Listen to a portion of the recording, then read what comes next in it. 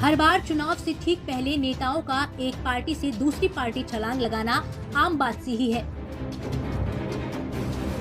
कुछ ऐसा ही 2022 उत्तर प्रदेश विधानसभा चुनावों से पहले भी हो रहा है। हाल ही में 5 साल तक उत्तर प्रदेश के मुख्यमंत्री योगी आदित्यनाथ के साथ सत्ता में रहने के बाद स्वामी प्रसाद मौर्य ने बीजेपी का दामन छोड़ समाजवादी पार्टी का झंडा उठा लिया है।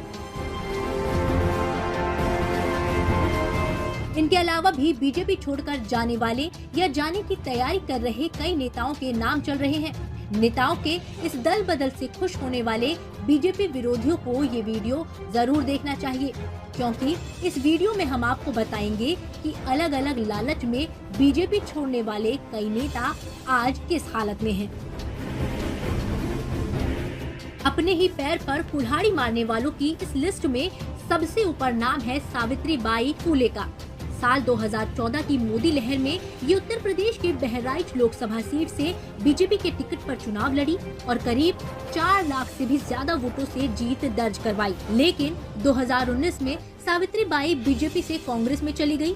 कांग्रेस ने भी उन्हें इसी सीट से टिकट दिया, लेकिन जब नतीजे सामने आए तब सावित्रीबाई के पैरों तले जमीन खिसक गई, क्योंकि वे अपने राजनीतिक करियर की सबसे बड़ी भूल कर चुकी थी।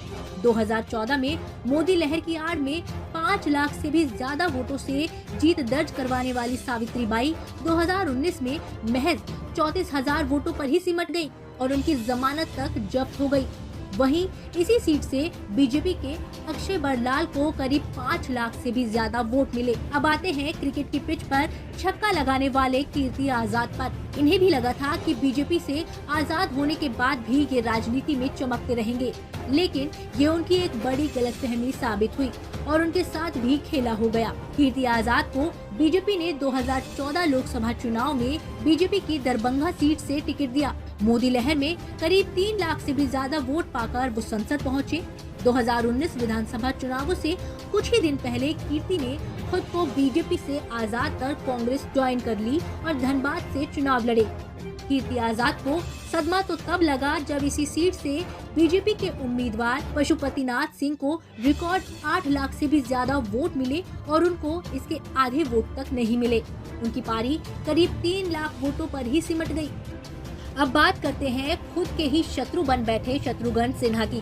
2014 के लोकसभा चुनावों में बीजेपी ने बिहार की पटना साहिब सीट से इन्हें टिकट दिया और शत्रुघ्न सिन्हा यहां से 4 लाख से भी ज्यादा वोट हासिल कर संसद तक पहुंचे। लेकिन 2019 आते आते उन्हें वही बीजेपी खटकने लगी और उन्होंने भी पाला बदल कांग्रेस ज्वाइन कर ली।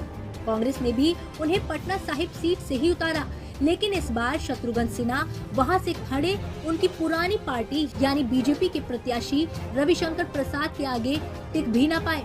रविशंकर प्रसाद को 6 लाख से भी ज्यादा के रिकॉर्ड वोट मिले और शत्रुघ्न सिन्हा को इसके आधे यानी करीब 3 लाख वोट मिले। अब बात करते हैं उदित राज की। 2014 में बीजेपी ने इन्हें दिल्ली की नॉर्थ वेस्ट सीट से टिकट दिया।